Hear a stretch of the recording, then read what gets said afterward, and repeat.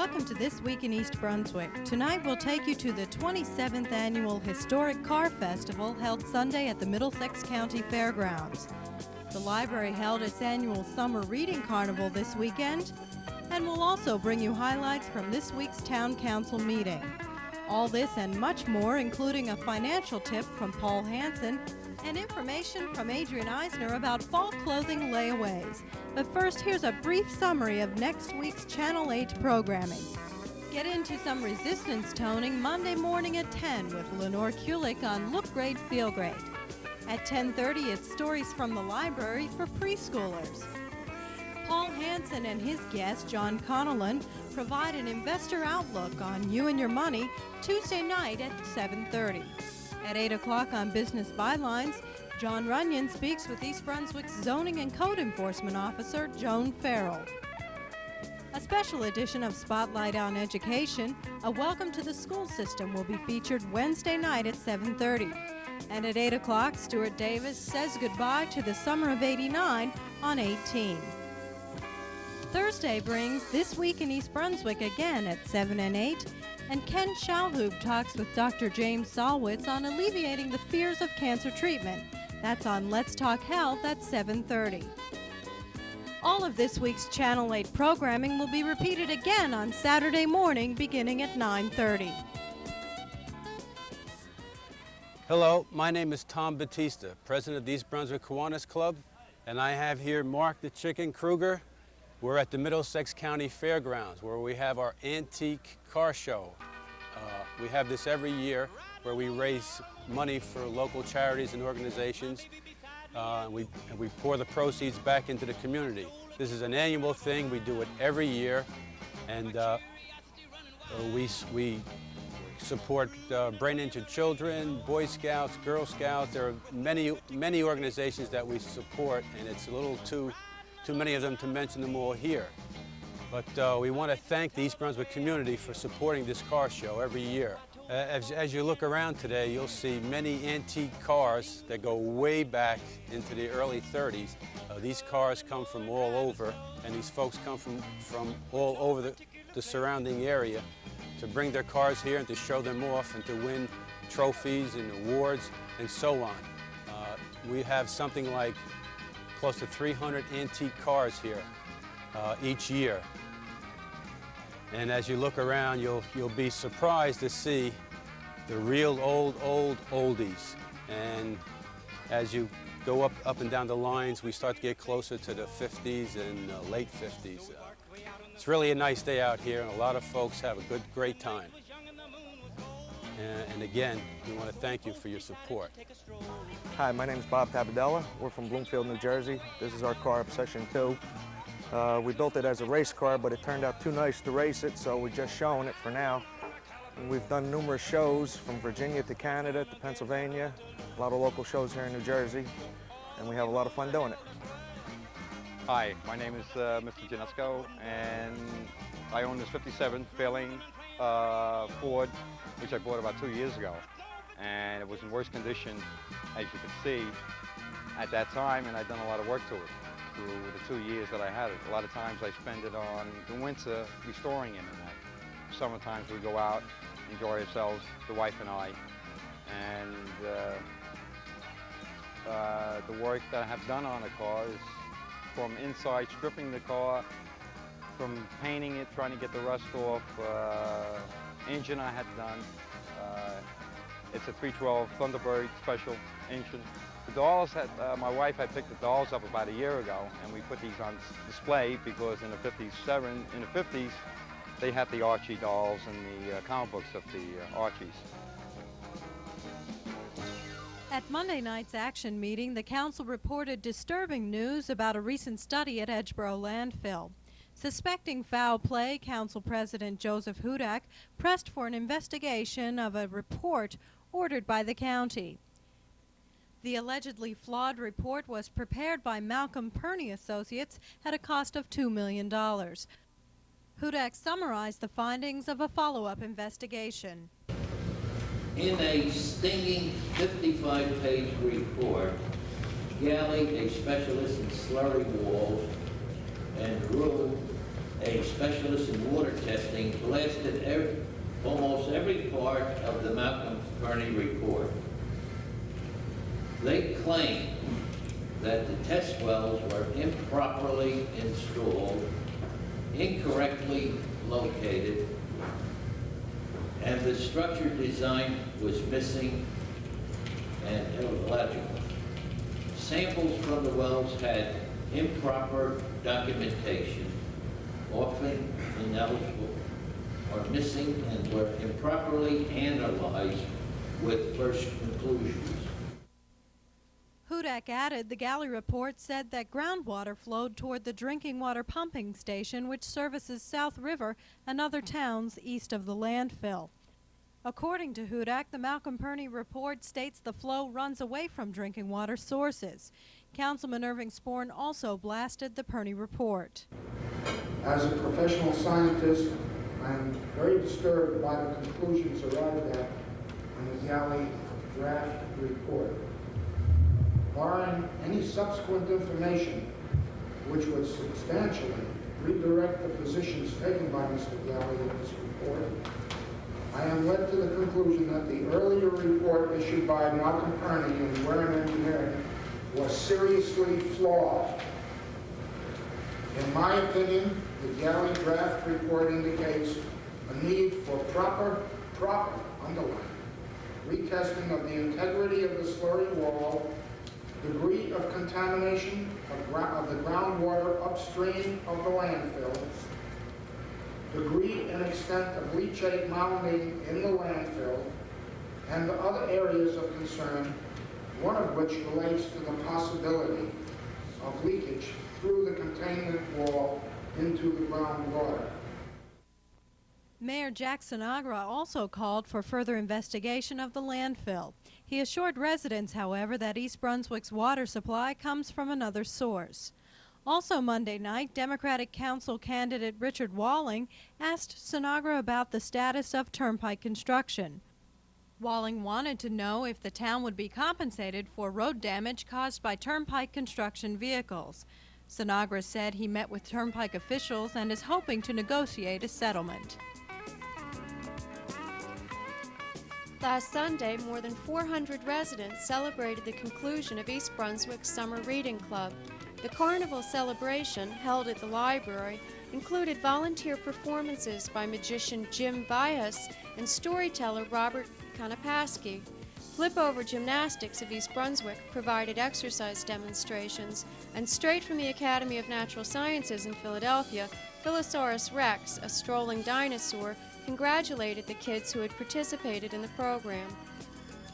1,000 children registered for the Summer Reading Club program. The program is intended to encourage children to read throughout the summer, and this year incorporated the national Read America, Win America theme of the Readasaurus. Kids joined one of two teams, Rita or Rex, kept track of the books they read, and advanced along a game board displayed in the children's department of the library. The team called Rita won the game, but all the kids who participated enjoyed the summer of the Readasaurus.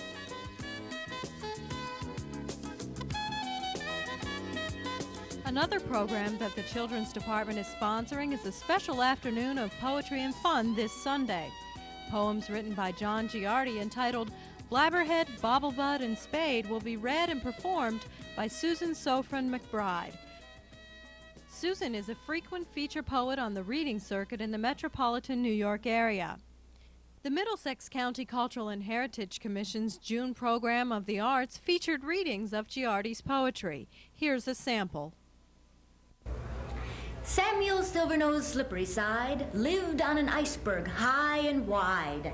He slept all night in his iceberg cave, and he fished all day in the silver wave. And he balanced his catch through the silver flows, carefully balanced on his nose. And he sang as he hurried to and fro, and he never caught cold at 40 below. And all the seals from Nome to the Pole said, "There's a good one, 'pon my soul. He catches more fish in a day than all the young ones in the bay. And there's not another in all the flows that has such a silver balancing nose." In fact, the neighborhood pointed with pride to Samuel Silvernose Slipperyside. Samuel Silvernose Slipperyside heard them talk and swelled inside. As soon as spring comes round, said he, I'm off across the Silver Sea. Everybody says I'm good. The place for me is Hollywood. There I will balance canes and caps, rubber balls and baseball bats, vinegar bottles and tall silk hats, eels and lamps and shoes with spats, all on my silvery nose. The poetry reading begins at 3 o'clock on Sunday, and families are encouraged to attend. Families participating in the program will receive a free copy of Giardi's poetry collection. For more information, call the Children's Department of the library at 390-6789.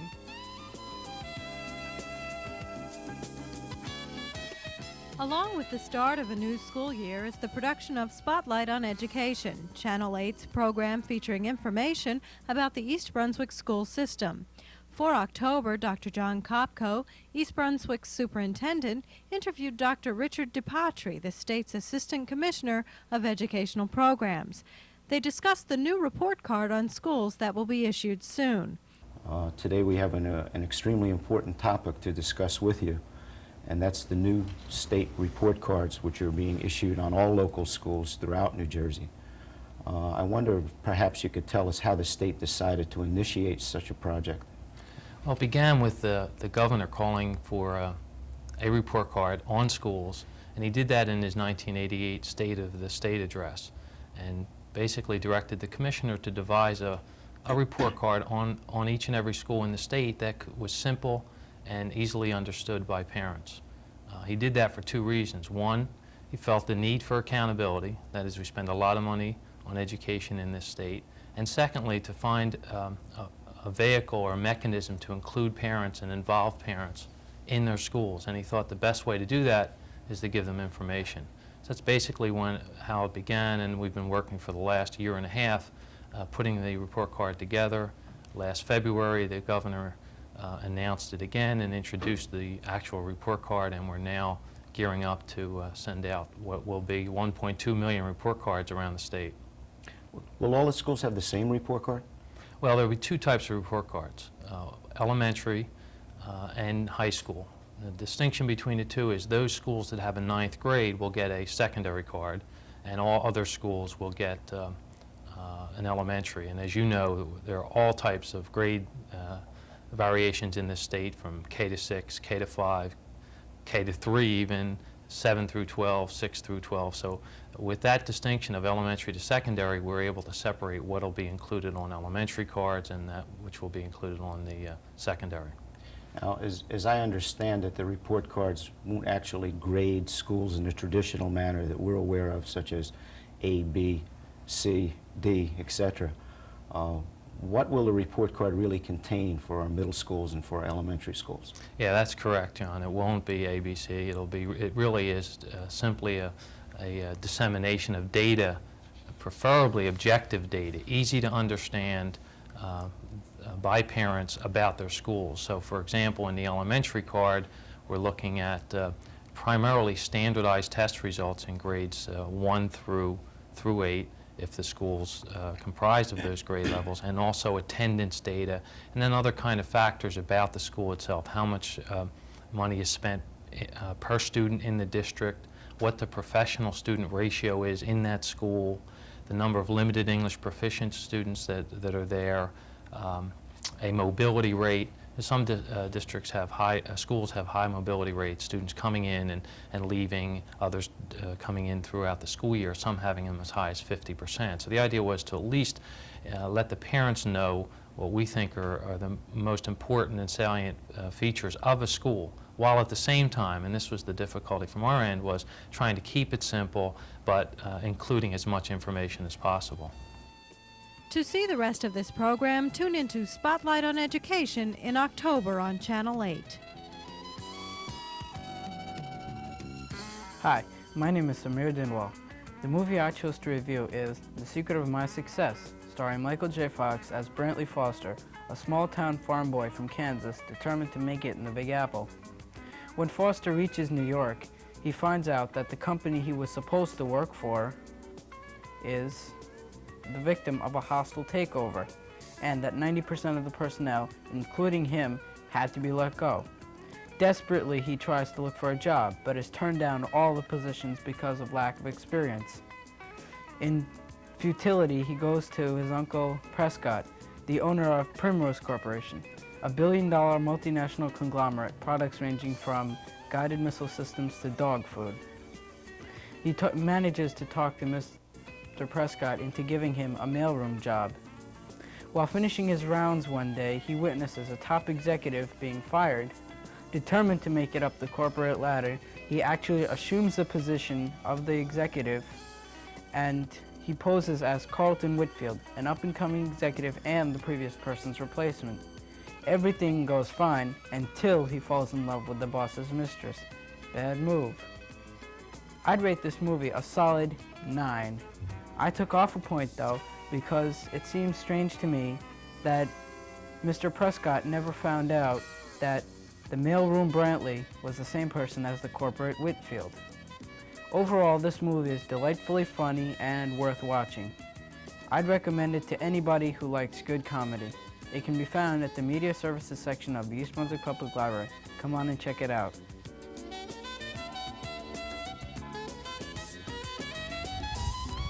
Welcome. I'm Doug Halverson, Director of Consultation and Education at the Middlesex County Mental Health Clinic.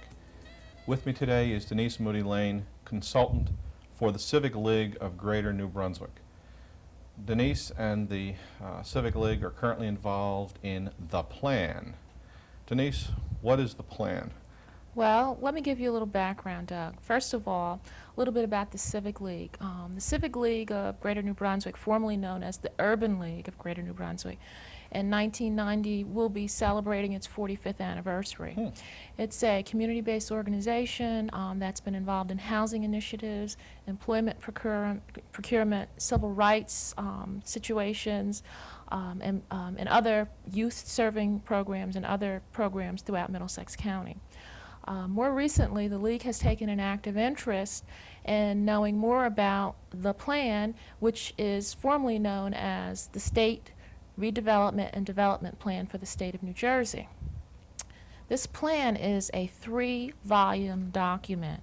And just to give you some idea, the plan itself, this is just alone the 3rd volume. It's a lot of reading material, and unfortunately, a lot of people are not going to bother to read it because it's so lengthy. Okay, and one of the things that the League has decided to do as a service to the community is to mount a public education campaign to let people know what this plan is about. And my function is to make sure that that happens. The reason why we want people to become more aware of the plan is because it's going to affect everybody in the state of New Jersey. It's going to affect residents, it's going to affect community-based organizations, it's going to affect where we live, where we work, if we have jobs. It's going to affect exactly, where we might live, the way the plan currently stands. What's happened is in 1988, this preliminary plan was released. And here we are almost in 1990, and right now we're just getting some publicity and additional information about it. The plan is a vision, but that the state has come up with in terms of showing us where the state will grow and will not grow through the year 1993. And they're actually trying to map out where housing will be, how transportation will be, what the economic development situation will be. They're talking serious about infrastructure in the different communities. And our concern is that people on local levels and smaller organizations have not really had much input into this plan. And so the plan is essentially a blueprint for growth and development for the state. Exactly. Denise, thank you a lot. With me today has been Denise Moody Lane, consultant for the Civic League of Greater New Brunswick.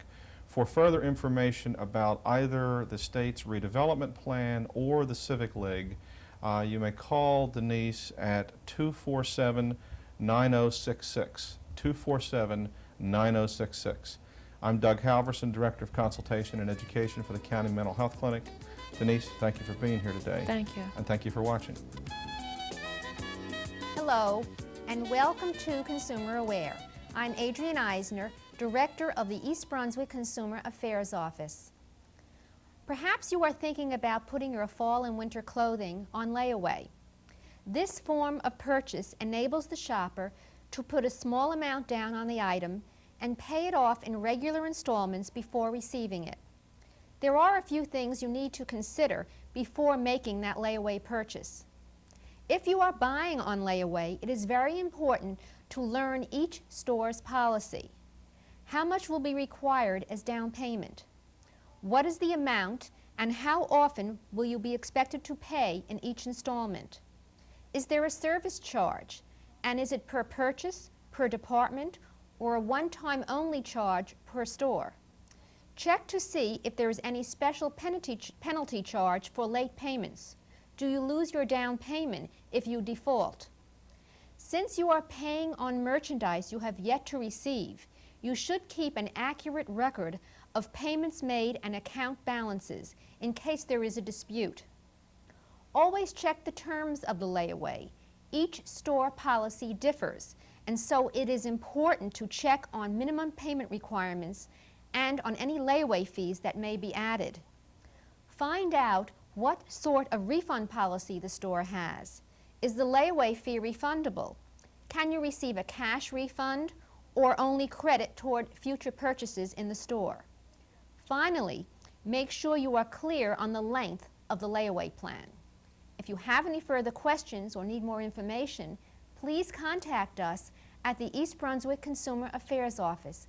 We are located in the municipal building. We are open Monday through Friday from 9 a.m. until 5 p.m.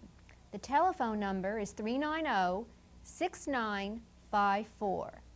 Thank you for joining me on Consumer Aware. See you again next time. This is Paul Hansen from You and Your Money with this week's money tip. Fixed rate mortgages have recently dipped below 10%, with some lenders offering rates as low as 9.5%. The time is right to review your mortgage. It could be a significant money-saving move. Typically, refinancing a mortgage requires the same procedures and costs associated with purchasing a new home: application fees, origination fees, and closing costs, which are paid by the borrower. As a general rule, refinancing becomes cost-effective when your current mortgage is at least 2% higher than prevailing market interest rates. For example, the monthly savings afforded by the lower interest rate will fully pay for the cost of refinancing a $200,000 mortgage in approximately 2 years. This is Paul Hansen with this week's Money Tip.